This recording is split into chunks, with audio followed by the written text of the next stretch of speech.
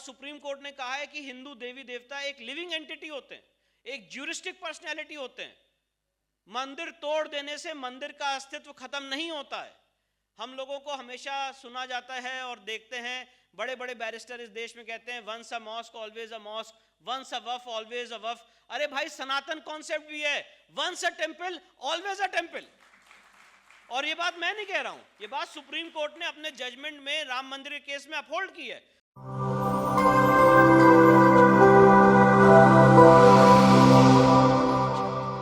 श्री नितिन शुक्ला जी ओम TV के founder हैं और साथ ही साथ 18 सालों से भी अधिक समय से फिल्म्स और टेलीविजन में अपना सक्रिय योगदान देते आए हैं। तो एक बार जोरदार तालियों के साथ सर का अभिनंदन करते हैं और सर से अनुरोध है कि वे हमें बताएं कि राम तत्व जानना क्यों इतना आवश्यक है।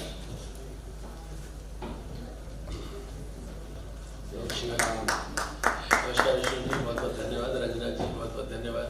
सभी का बहुत बहुत धन्यवाद।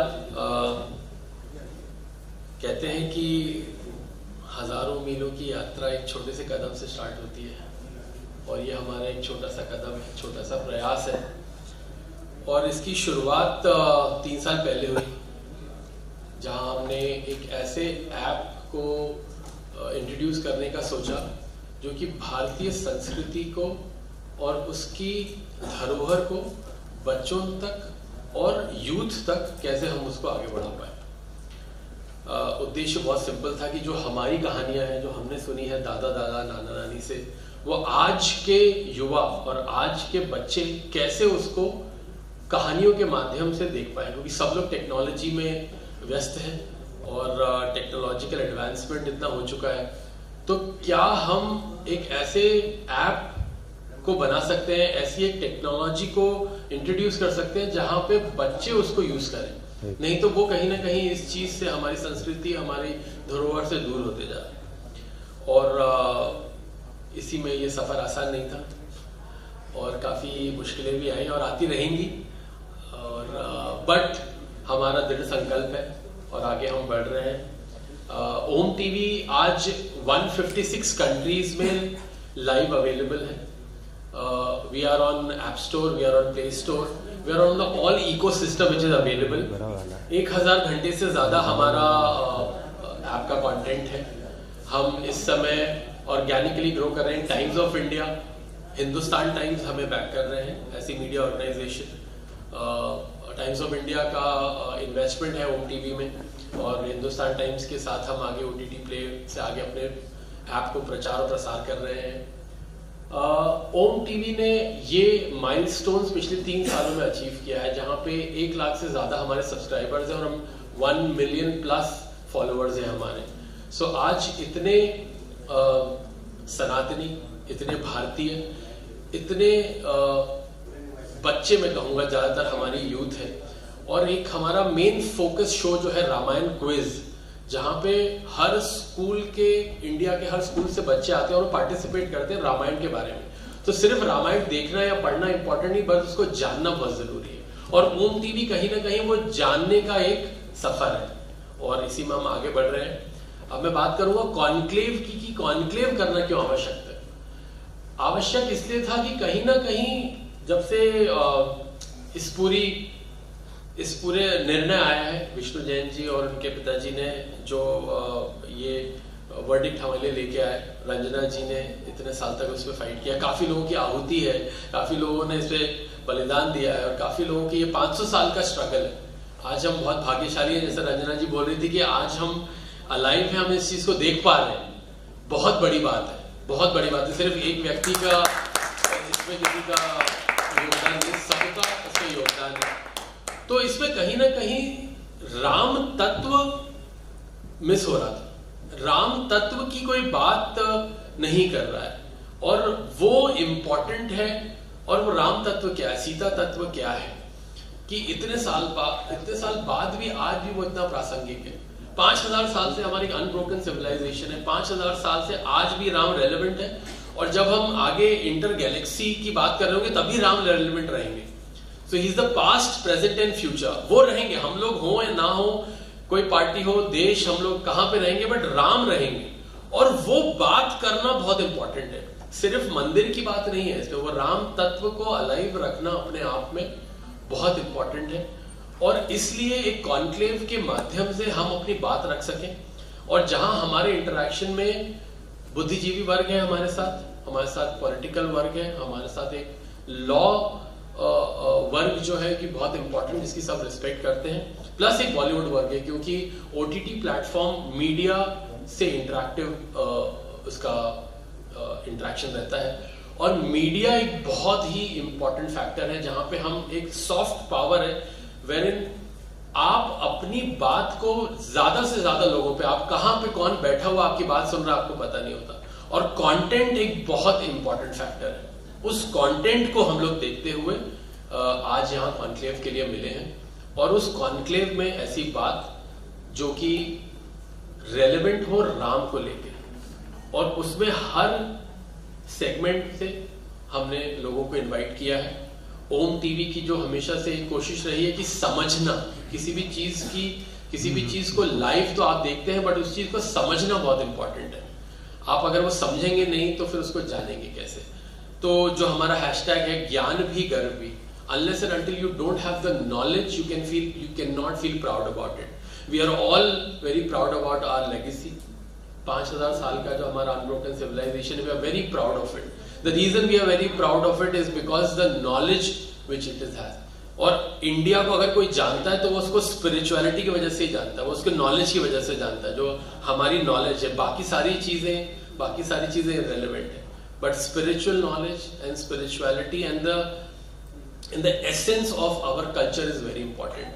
And hence, apart from the mandir, the importance of it, and apart from the things which is happening, there is a very important reason that we understand the Ram Tattva and the Sita Tattva, जो उनके ऊपर एक राम जी के साथ जो feminine power है, और उसकी बात हम करेंगे आज हमारे मल्टीपल सेशंस में।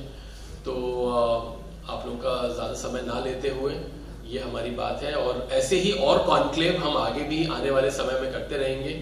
और मैं आप लोगों का बहुत बहुत धन्यवाद करता हूं कि आप लोग आए। और मल्लिका जी, लेट्स बिगिन द कॉन्क्लेव। धन्यवाद, नमस्कार। एक ऐसी शख्सियत हैं जो कभी हार नहीं माने, और आज वो हमारे बीच मौजूद हैं। ये हमारा सौभाग्य है, जो किसी परिचय के मोहताज नहीं है, हमारे बीच वो आज उपस्थित हैं। और ये हमारे लिए बेहद हर्ष की बात है कि हम जोरदार तालियों के मध्य उनका स्वागत करेंगे। माननीय श्री विष्णु शंकर जैन जी, स्वागत, अभिनंदन करते हैं सर का। मैं श्री नितिन शुक्ला जी से विनम्र अनुरोध करती हूँ कि वे सर्वप्रथम सर का स्वागत करें, अभिनंदन करें। आपकी उन लगातार सम्मान भरी तालियों के साथ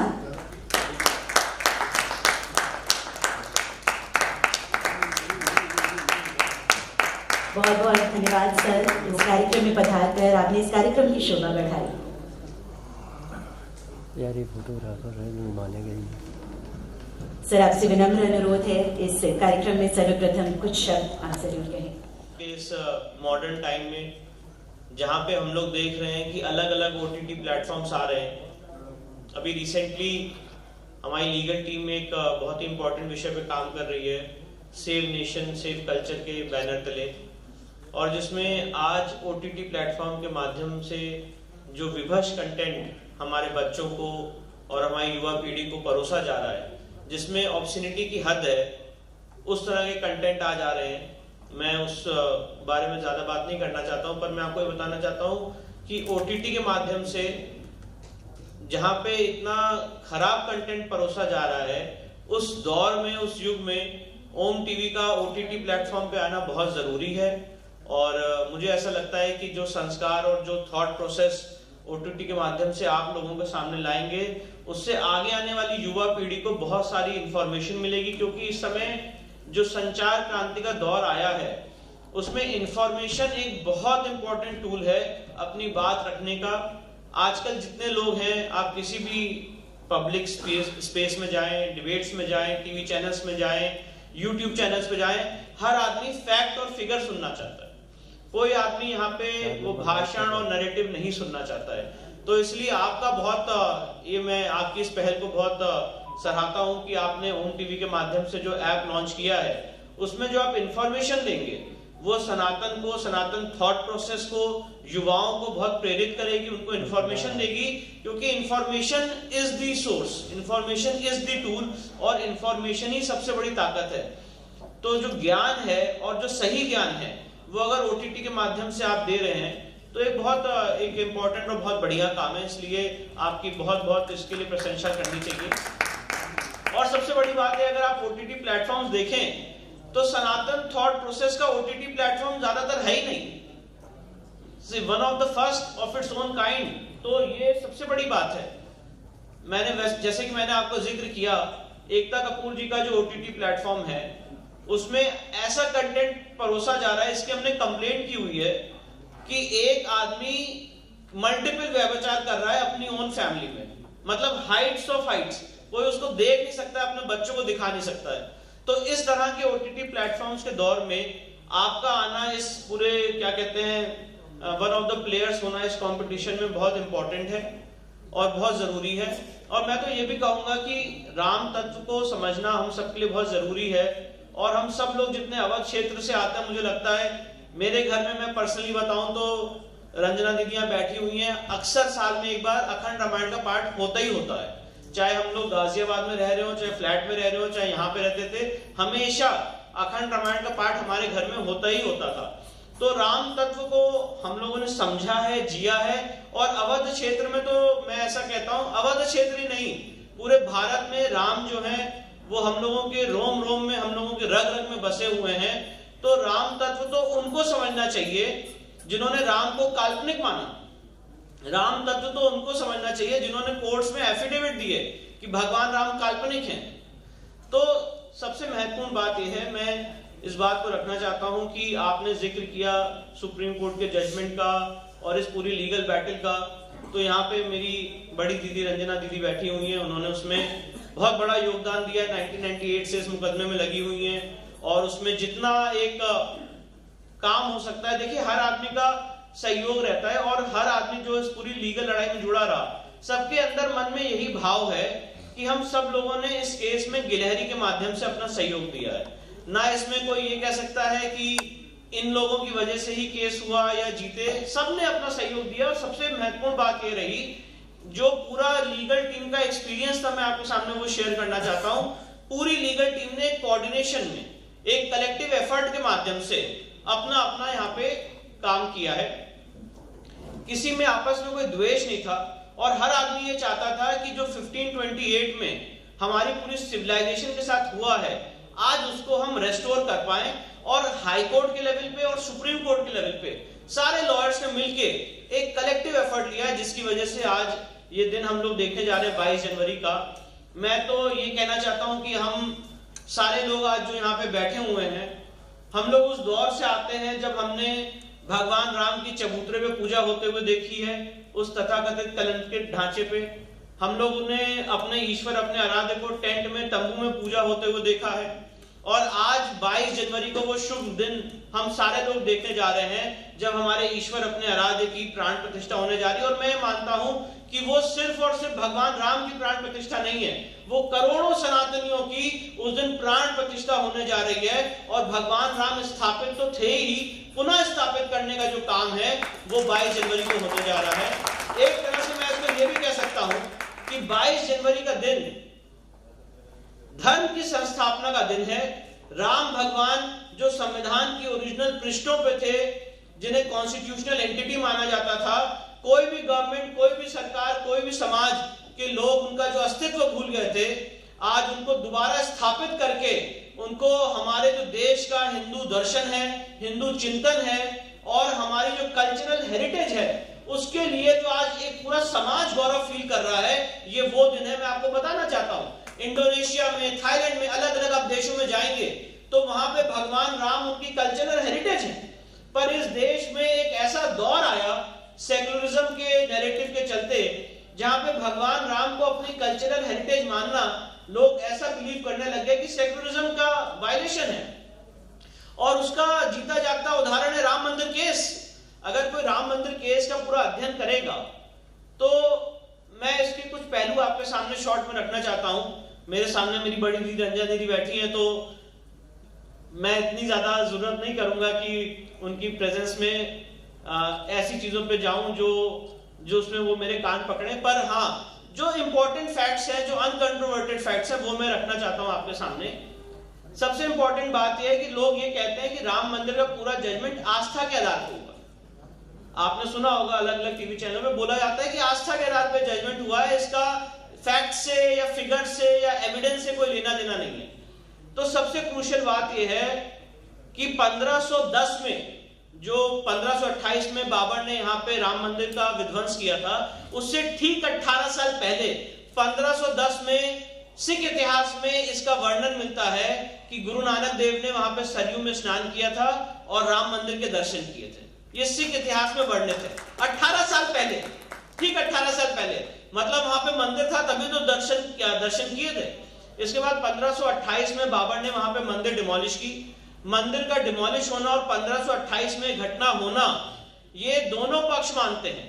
ये बात मैं नहीं कह रहा हूं, सुप्रीम कोर्ट ने अपने जजमेंट में 2020 1 SCC पेज 1 में जो एजेंडा है उसको आप पढ़ लीजिए। उसमें सुप्रीम कोर्ट ने स्पष्ट रूप से लिखा है कि दोनों पक्ष मानते हैं कि ये जो घटना है, ये जो केस है, इसकी हिस्ट्री 1528 से शुरू होती है। और मैं आपको यह भी बताना चाहता हूं कि राम मंदिर की हियरिंग के दौरान कुछ बहुत ही इस देश में इंटेलेक्चुअल लोग डेवलप हुए और उन्होंने कहा बाबर बहुत सेकुलर था, उसने तो ऐसा कुछ किया ही नहीं, बाबर तो मूर्ति पूजकों के खिलाफ नहीं था। तो हम लोगों को राम मंदिर का केस एक बड़ा अपने आप में यूनिक केस है, जहां पे जितने हिंदू वकील थे उन्होंने बाबर नामा भी पढ़ा, बादशाह नामा भी पढ़ा, कुरान भी पढ़ी, हदीस भी पढ़ी, और उसके अलहदा जो मुस्लिम वकील थे उन्होंने हिंदू जितने ग्रंथ हैं, शास्त्र हैं, वेद हैं, उपनिषद हैं, उनका अध्ययन किया एक दूसरे को कंट्राडिक्ट करने के लिए। तो जब हम लोगों ने बाबर नामा पढ़ा तो मैं आपके सामने वो किस्सा शेयर करना चाहता हूं कि बाबर जो है वो बहुत शराब पीता था और उसने कसम खाई कि मुझे हिंदुस्तान पे कब्जा करना है, यहाँ पे फतेह करनी है। तो उसने कसम खाई कि मैं जिस तरह से आज अपने शराब के प्याले तोड़ रहा हूं, मैं एग्जैक्ट शब्द बता रहा हूं जो बाबरनामा में लिखे हुए हैं, और बाबरनामा वो डॉक्यूमेंट है जो यहां से लेकर सुप्रीम कोर्ट तक रिलाई किया गया है। और ये बाबर ने खुद अपने जो रोज डेली उसकी दिनचर्या रहती थी उसकी वो डायरी लिखता था। तो उस डायरी को कहते हैं मेमोयर्स ऑफ बाबर, जिसे बाबरनामा कहते हैं। उसको बेवरेजेस ने ट्रांसलेशन किया इसका ऑफिशियल, जो यहां से लेकर सुप्रीम कोर्ट तक मान्य हुआ है। और उसमें उसने लिखा कि जिस तरह से मैं आज ये शराब के प्याले तोड़ रहा हूं, इसी तरह से एक दिन मूर्ति पूजकों की मूर्तियां तोड़ूंगा। और वो कसम लेके चला फरगना से, और जब वो हिंदुस्तान आया तो राणा सांगा को हराने के बाद उसने यहाँ पे हिंदुओं के सर के काट के पिलर बना दिए, और साथ ही साथ जो और मंदिर हैं बाकी विध्वंस है वो तो उसने किया ही किया। तो जो लोग कहते थे कि बाबर बहुत सेकुलर है, तो हम लोगों ने सुप्रीम कोर्ट के सामने, हाई कोर्ट के सामने बाबरनामा के पृष्ठ कोर्ट के सामने दिखाए कि बाबर किस तरह से मूर्ति पूजकों के खिलाफ था और मूर्ति भंजक था।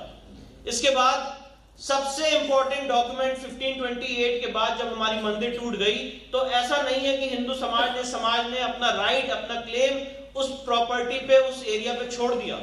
1592 में आईने अकबरी, जो अकबर के कोर्ट मास्टर अबुल फजल ने लिखी थी, उसमें लिखा हुआ है, 1592 का डॉक्यूमेंट है, अबुल फजल ने लिखा है, अकबर के कोर्ट मास्टर ने, और उसमें उसने ये बात लिखी है कि यहाँ पे हिंदू समाज के लोग बराबर रामनवमी पे पूजा कर रहे हैं और यहाँ पे बराबर उनके दर्शन चलते रहते हैं। ये 1592 का डॉक्यूमेंट है। इसके बाद ट्रैफिन थेलर जो ट्रैवलर था वो आया, बुकनन आया, मॉन्टगोमरी मार्टिन आए, कार्नेगी आए, सारे लोगों ने यहाँ पे अपना वर्णन दिया है कि हिंदू समाज के लोग बराबर यहाँ पे पूजा पाठ करते चले आए हैं। और अगर मैं राम मंदिर का केस आपके सामने बहुत शॉर्ट में डिकोड करना चाहूं, और ये बात, ये सवाल, जो लोग ये कहते हैं कि ये केस आस्था के आधार पर हुआ है, मैं आपसे बहुत ही रिस्पॉन्सिबली ये बात आपके सामने कहना चाहता हूं कि उनसे प्लीज जरा ये सवाल जरूर पूछेगा। और ये बात जो मैं कह रहा हूं सुप्रीम कोर्ट के जजमेंट में लिखी हुई है। सबसे इंटरेस्टिंग बात है, जो मैंने आपको पूरा यात्रा वृतांत बताया, ये यात्रा वृतांत जाके खत्म होता है 1855 में। 1855 में इस डिस्प्यूट का एक्चुअली इसका जन्म होता है जब ब्रिटिश गवर्नमेंट ने वहां पे रेलिंग खींच के इस पूरे भाग को, जो 1500 स्क्वायर यार्ड का भाग है, इसको दो हिस्से में बांट दिया और मुस्लिम समाज के लोगों को इजाजत दे दी 3 गुम्बद के नीचे नमाज पढ़ने की, और हिंदू समाज के लोगों को डिस्पोजेस करके बाहर फेंक दिया और कहा कि आप चबूतरे पे आप पूजा करिए। वहां से इस डिस्प्यूट का जन्म होता है। 1885 में महंत रघुवर दास ने पहला इसमें सिविल सूट फाइल किया था फैजाबाद की कोर्ट में, और उस समय सिविल कोर्ट ने जो फाइंडिंग दी थी वो बड़ी इंटरेस्टिंग है। सिविल कोर्ट ने कहा था कि ये बात सही है कि बाबर ने यहाँ पे मंदिर तोड़ी, पर हमारे पास इतनी शक्तियां नहीं है कि उस ऐतिहासिक गलती को हम रेक्टिफाई करें। इसके बाद बराबर हिंदू समाज के बीच में और मुस्लिम समाज के बीच में उस 1500 स्क्वायर यार्ड को लेकर झगड़े होते रहे, और 22/23 की रात को 22/23 दिसंबर 1949 को वहां पे मूर्तियां प्रकट हो गई। और मैं आपको यह भी बताना चाहता हूं कि आखिरी नमाज उस स्ट्रक्चर में जो हुई थी वो 16 दिसंबर 1949 को हुई थी। 22/23 दिसंबर को वहां पे मूर्तियां प्रकट हुई। डीएम उस समय वहां के के नैयर साहब थे, उन्होंने बहुत ही इसमें ऐतिहासिक रोल प्ले किया, और उसके बाद वहां पे उस प्रॉपर्टी को कुर्क किया गया। कुर्क करने के बाद 1950 में गोपाल सिंह विशारद ने इसमें सबसे पहला सूट फाइल किया, जिसे कहते हैं सूट नंबर 1 ऑफ 1950, और उसमें सूट में ऑर्डर हुआ कि जो पूजा पाठ चल रही है इनर कोर्टयार्ड में वो पूजा पाठ चलती रहेगी, और वो पूजा पाठ हमारी कंटिन्यू रही। 1961 में यूपी सुन्नी सेंट्रल वक्फ बोर्ड ने इसमें केस फाइल किया, निर्मोही अखाड़ा ने केस फाइल किया, और ये केस 36 साल तक लोअर कोर्ट में इसी तरह से चलता रहा, कोई प्रोग्रेस नहीं हुई। और इस केस में सबसे बड़ा टर्निंग पॉइंट आया 1 फरवरी 1986 को, जब फैजाबाद के डिस्ट्रिक्ट जज जस्टिस के.एम. पांडे ने यहां पे ताला खुलने का ऑर्डर किया। वो इस केस का बहुत बड़ा टर्निंग पॉइंट था, और मैं ऐसा कहूंगा कि वो उस जस्टिस के.एम. पांडे ने सिर्फ ताले नहीं खोले, जस्टिस के.एम. पांडे ने पूरे समाज के दिमाग के ताले 1 फरवरी 1986 को खोल दिए, और वहां से श्री राम जन्मभूमि आंदोलन ने अपना एक भीषण स्वरूप ले लिया, और सारे लोगों के अंदर ये भावना जाग गई कि हमें अपने भगवान को, अपने आराध्य को उनके मूल स्थान पे विराजमान करना है, स्थापित करना है। इसके बाद 1989 में उस समय की गवर्नमेंट ने कोर्ट में एप्लीकेशन दी कि ये केस बहुत ही नेशनल इंपॉर्टेंस का मैटर है, 2 कम्युनिटीज यहाँ पे इन्वॉल्व हैं, और इसको जल्दी से जल्दी डिसाइड करा जाए, और इसीलिए इसका ओरिजिनल ट्रायल इलाहाबाद हाईकोर्ट में किया जाए। जनरली आप सब लोग जानते होंगे कि उत्तर प्रदेश में आपका ओरिजिनल ट्रायल जो होता है वो सिविल जज सीनियर डिवीजन क्या होता है, उसके बाद उसकी अपील जाती है डिस्ट्रिक्ट कोर्ट में, फिर सेकंड अपील हाई कोर्ट में, और उसके बाद एसएलपी सुप्रीम कोर्ट में। 4 टियर सिस्टम है। पर क्योंकि ये मामला इतना एक पेचीदा था, संगीन था, 2 कम्युनिटीज इन्वॉल्व थी, तो सेक्शन 24 ऑफ सीपीसी में कोर्ट को पावर है, हाई कोर्ट को, कि वो किसी भी मामले का ओरिजिनल ट्रायल अपने पास मंगा सकता है।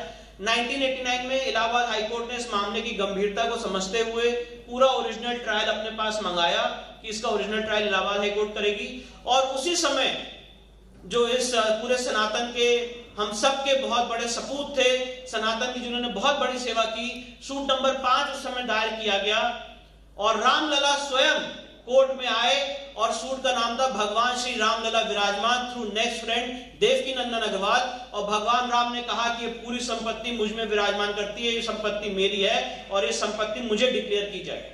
बहुत इंटरेस्टिंग सूट था हिंदू लॉ के हिसाब से भी, क्योंकि हर आदमी ये समझता है कि देवता कैसे कोर्ट में आ सकते हैं, पर मैं आपको ये बताना चाहता हूं, और जो बात मैं आपको सामने रख रहा हूं, सुप्रीम कोर्ट ने भी अपने जजमेंट में लिखी है, जहां पे उन्होंने हिंदू देवी देवताओं के राइट्स डिस्कस किए हैं, और सुप्रीम कोर्ट ने कहा है कि हिंदू देवी देवता एक लिविंग एंटिटी होते हैं, एक ज्यूरिस्टिक पर्सनैलिटी होते हैं। मंदिर तोड़ देने से मंदिर का अस्तित्व खत्म नहीं होता है। हम लोगों को हमेशा सुना जाता है और देखते हैं, बड़े बड़े बैरिस्टर इस देश में कहते हैं once a mosque always a mosque, once a Waqf always a Waqf. अरे भाई, सनातन कॉन्सेप्ट भी है, once a temple always a temple. और ये बात मैं नहीं कह रहा हूं, ये बात सुप्रीम कोर्ट ने अपने जजमेंट में राम मंदिर के केस में अपहोल्ड की है। तो आप हमारी मूर्ति तोड़ दें, तो मूर्ति तोड़ देने से देवता का अस्तित्व समाप्त नहीं होता है, उतने दिन तक देवता वहां पे अप्रत्यक्ष रूप में विराजमान रहते हैं, बराबर रहते हैं, और यही बात सुप्रीम कोर्ट ने अपने जजमेंट में कही है। तो पॉइंट इन इश्यू ये है, और इसमें बहुत सारे एग्जाम्पल दिए गए। चिदम्बरम मंदिर का एग्जाम्पल दिया गया तमिलनाडु का, जिसमें वहां पे अगर आप वहां पे जाएंगे तो हर 5 मिनट में कर्टेन हटाए जाते हैं, और कर्टेन हटाने के बाद वहां पे अंदर कोई मूर्ति नहीं है, तो वहां पे भगवान शिव को माना जाता है कि वो अप्रत्यक्ष रूप में मौजूद है। वहां पे लोग इनविजिबल डेटी की पूजा करते हैं चिदम्बरम मंदिर में तमिलनाडु में, और 5 मिनट बाद फिर पर्दा वहां पे, कर्टन वहां पे बंद कर दिया जाता है। तो मूर्ति होना मंदिर के लिए जरूरी नहीं है, मंदिर के लिए इंपॉर्टेंट है डिविनिटी होना, उस जगह की क्या महत्वता है आपके लिए, ये बहुत इंपॉर्टेंट होता है। जैसे फॉर एग्जाम्पल कामदगिरी पर्वत है, हम लोग उसकी पूजा करते हैं, पर वहां पे कोई मूर्ति नहीं है। माँ गंगा की हम लोग पूजा करते हैं, पर वहां पे कोई मूर्ति नहीं है। तो मूर्ति होना और डिविनिटी दो अलग अलग चीजें हैं। इन सारे हिंदू शास्त्रीय नियमों पे बहुत डिटेल में चर्चा हुई, हम लोगों को एक्सपीरियंस मिला इस केस के दौरान। जो पीवी कांडे साहब ने धर्मशास्त्र लिखा है 7 वॉल्यूम में, बहुत कम लोग जानते हैं कि पीवी कांडे साहब भारत रत्न पुरस्कार से नवाजे गए हैं। उन्होंने 7 वॉल्यूम में धर्मशास्त्र लिखा है, जिसमें उन्होंने हिंदू देवी देवताओं के राइट्स लिखे हैं। साथ ही साथ गोपाल चंद्र शास्त्री का हिंदू लॉ का अध्ययन किया गया, बीके मुखर्जी के हिंदू लॉ का अध्ययन किया गया, और इन सारे अध्ययन के बाद पाया गया कि हिंदू देवी देवताओं का अपना नियम है। देखिए, और ये बात सुप्रीम कोर्ट ने इस्माइल फारूकी के केस में भी कही कि mask is not an essential part of Islam. मस्जिद इस्लाम का एसेंशियल पार्ट नहीं है। It's a place of congregation, या church is a place of congregation. आप वहां पे इकट्ठा होकर साथ में इबादत करते हैं, बट उसकी अपनी स्वयं में कोई लिविंग एंटिटी नहीं है, क्योंकि आप लोग मूर्ति पूजा में विश्वास नहीं करते हैं। पर उसके अलग हिंदू देवी देवता जो है उसको ज्यूरिस्टिक पर्सनैलिटी सुप्रीम कोर्ट ने माना। और मैं आपको यह बताना चाहता हूं, बड़ी इंटरेस्टिंग बात, आपको जान के हैरानी होगी, गुरु ग्रंथ साहिब को सुप्रीम कोर्ट ने जजमेंट में, अपने जजमेंट से डेटी का दर्जा दिया, एक देवता का दर्जा दिया। ऐसा कोई इतिहास आपको पूरे वर्ल्ड हिस्ट्री में नहीं मिलेगा जहां पे एक धर्म की मान्यता की किताब को देवता का दर्जा दिया गया हो। सुप्रीम कोर्ट ने गुरु ग्रंथ साहिब को देवता का दर्जा दिया। तो ये हिंदू शास्त्रिक नियम है, इसके आधार पे सुप्रीम कोर्ट में बहस रखी गई। फिर इसके बाद जब ये सारे चीजें हुई, उसके बाद सबसे मूलभूत बात ये आई कि 1528 से लेके 1855 तक क्या यूपी सुन्नी सेंट्रल वक्फ बोर्ड के पास कोई प्रमाण है वहां पे नमाज पढ़ने का? और आप जान के हैरान हो जाएंगे, यूपी सुन्नी सेंट्रल वक्फ बोर्ड ने, सुप्रीम कोर्ट ने कहा कि उनके पास 325 साल का कोई प्रूफ नहीं है वहां पे नमाज पढ़ने का या वहां पे किसी भी तरह के कोई कब्जा होने का। और उसके अलावा ऑन द सेम लाइन उस 325 साल में हिंदू समाज के पास बराबर प्रूफ और एविडेंसेस मिलते रहे कि वहां पे हिंदू समाज के लोग पूजा पाठ करते रहे।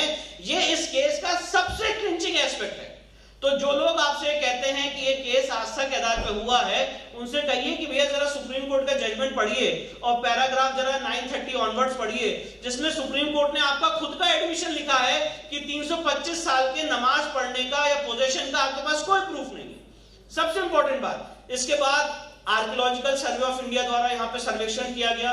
एएसआई के सर्वे में सबसे महत्वपूर्ण बात जो सुप्रीम कोर्ट के जजमेंट को जो मैंने आपको साइटेशन दिया, उसका पैराग्राफ नंबर 730.7, उसमें एएसआई ने कहा है कि नीचे जो स्ट्रक्चर मिला है वो नॉन इस्लामिक स्ट्रक्चर मिला है, और साथ ही साथ और इस फाइंडिंग को सुप्रीम कोर्ट ने अप्रूव किया है। साथ ही साथ एएसआई ने यह भी फाइंडिंग दी है कि जो नीचे स्ट्रक्चर मिला है वो 12वीं शताब्दी का मिला है। और जब एएसआई ने और फर्दर वहां पे ट्रेंचेस करी थी और खुदाई की थी, तो गुप्ता पीरियड के भी वहां पे प्रमाण मिले थे। उस समय जब ट्रेंचेस खोदी जा रही थी, तो जिस तरह से आज ज्ञान व्यापी के केस में काम करने में विघ्न डाला जाता है, कृष्ण जन्मभूमि के केस में काम करने में विघ्न डाला जाता है, उस समय भी सारी ट्रेंचेस नहीं खोदने दी। और जब अभी राम मंदिर का निर्माण का ऑर्डर हो गया था, राम मंदिर का क्लियरेंस का फैसला सुप्रीम कोर्ट ने 9 नवंबर 2019 को दे दिया था, उसके बाद जब खुदाई हुई तो कितनी सारी मूर्तियां इस दौरान भी निकली हैं जो उस समय निकालने नहीं दी गई। तो एएसआई की रिपोर्ट इस पूरे केस में एक बहुत मील का पत्थर बनी, और ये पूरा केस मैं आपको बताना चाहता हूं पानी की तरह साफ था। और एक सबसे इंपॉर्टेंट फीचर आपके सामने से रखना चाहता हूं, मेरी जो सीनियर है बहन रंजना दीदी, इन्होंने इस पे एक बड़ी अच्छी किताब लिखी है, और उस किताब को मैं आप लोगों को रेकमेंड करूंगा कि आप उसको पढ़ें और अपने ओटीटी प्लेटफॉर्म पे भी इसको सामने लाएं लोगों के सामने।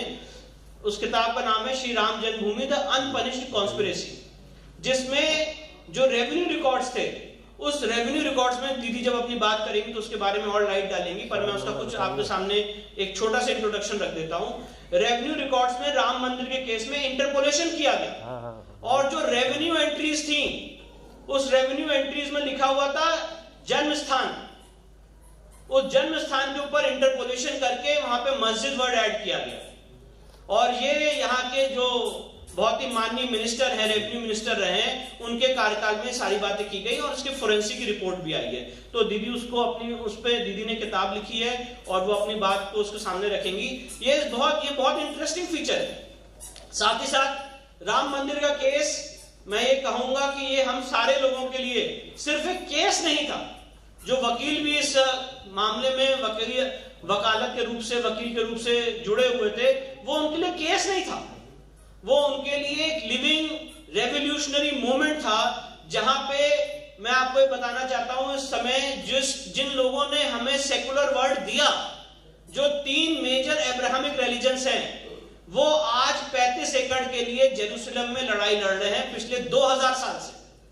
और कोई देश की जुडिशरी, कोई वर्ल्ड की जुडिशरी, कोई बड़े से बड़ा यूनाइटेड नेशंस का ऑर्गेनाइजेशन आज तक जेरूसलम का डिस्प्यूट सॉल्व नहीं कर पाया। ये सिर्फ और सिर्फ इंडियन जुडिशरी की ताकत थी कि इंडियन जुडिशरी ने इस डिस्प्यूट को, इस सिविलाइजेशनल बैटल को सॉल्व करने का काम किया। ये वर्ल्ड में ऐसा हिस्ट्री आपको कहीं नहीं मिलती है। और वो डिस्प्यूट सॉल्व हुआ है, एमिकेबली सॉल्व हुआ है, तर्कों के आधार पे, फैक्ट्स के आधार पे सॉल्व हुआ है, और आज उसका इंप्लीमेंटेशन होकर वो काम होने जा रहा है। ऐसी हिस्ट्री जहां सिविलाइजेशनल डिस्प्यूट्स हैं, आपको वर्ल्ड में कहीं नहीं मिलती है। और अगर राम मंदिर के केस को देखा जाए, लोग कहते हैं 70 साल लग गए, 70 साल लग गए। अगर एक्चुअली देखा जाए, जो मैंने आपको टाइमलाइन दी है, 1950 से लेकर 1986 तक तो केस में कोई मेजर डेवलपमेंट्स हुआ ही नहीं है। इलाहाबाद हाईकोर्ट के केस 1989 में आया है। 1992 में उस समय की गवर्नमेंट ने प्रेसिडेंशियल रेफरेंस किया था सुप्रीम कोर्ट को इस्माइल फारूकी के केस में, और ये बात सुप्रीम कोर्ट से पूछी थी कि ये बता दीजिए कि यहाँ पे क्या मंदिर तोड़ के मस्जिद बनाई गई है। अगर 1992 में सुप्रीम कोर्ट ने प्रेसिडेंशियल रेफरेंस का आंसर किया होता तो 2010 या 2019 नहीं देखना पड़ता, क्योंकि इस पूरी लिटिगेशन का जो कोर इशू था वो यही था कि क्या मंदिर तोड़ के मस्जिद बनाई गई है। और इसी कवायद को करते हुए ये पूरा सिविल सूट चालू रहा। तो मैं ये कहना चाहता हूं कि राम मंदिर का जो केस है, ये एक सारे लोगों के लिए एक बहुत ही लर्निंग इशू है, राम तत्व को समझाता है। और जितने लोग हैं, मैं आपसे भी रिक्वेस्ट करूंगा कि ओम टीवी के माध्यम से राम मंदिर के जो जजमेंट्स हैं, उसके एजेंडा में जो इंपॉर्टेंट पहलू हैं, इस पूरी लड़ाई में जिन लोगों ने अपना बलिदान दिया, उन सारी बातों को भी आप रखें। इसकी अनसुनी कहानी जो है वो आप लोगों के सामने रखें। 1990 में यहाँ पे भीषण कार सेवकों पे गोली चलवाई गई, निहत्थे कार सेवकों पे गोली चलवाई गई, और बोला गया कि 16 लोग मारे गए, जबकि लिस्ट बहुत ज्यादा थी। उस समय भी इलाहाबाद हाईकोर्ट में पिटीशन फाइल हुई थी, 362 लोगों की लिस्ट दी गई थी, घायल और मरने वालों की, और आज तक उनको सही कंपनसेशन नहीं मिल पाया। मतलब आप ये सोचिए कि हम लोगों ने वो दौर देखा है जहां पे अगर 1 लाख की हत्या हुई तो उनको हैवी कंपनसेशन दिया गया इसी प्रदेश में, यहाँ की एक सरकार द्वारा। पर जहां पे राम भक्तों पे, निहत्थे कार सेवकों पे गोली चलवाई गई, उनकी एक्चुअल फिगर को भी मानने से गवर्नमेंट ने मना कर दिया। और कल एक बहुत बड़े लीडर ने स्टेटमेंट दिया कि उस समय कार सेवकों पे गोली चलवाना जरूरी था संविधान की रक्षा करने के लिए। और जिस सिटिंग चीफ मिनिस्टर ने कार सेवकों पे गोली चलवाई थी, उन्होंने कहा कार सेवकों पे गोली चलवाना जरूरी था एक समाज का भरोसा जीतने के लिए। और 2017 का उनका स्टेटमेंट है, 22 नवंबर 2017 का, और यह भी कहा कि कार सेवकों पे गोली तो चलवाई, और अगर और मारने पड़ते तो और मारते। 22 नवंबर 2017 का सिटिंग चीफ मिनिस्टर का एक्स चीफ मिनिस्टर का स्टेटमेंट था। तो हम लोगों ने वो दौर भी देखा है। साथ ही साथ हमने वो दौर देखा है कि जब 9 नवंबर 1989 को वहां पे कनोपी रखी गई थी, तो छतरी को काट के फेंकने का काम किया एक सरकार ने। कैसे वहां पे धर्मशालाएं भर दी गई पीएससी द्वारा, उस धर्मशालाओं को खाली कराने का काम किया गया।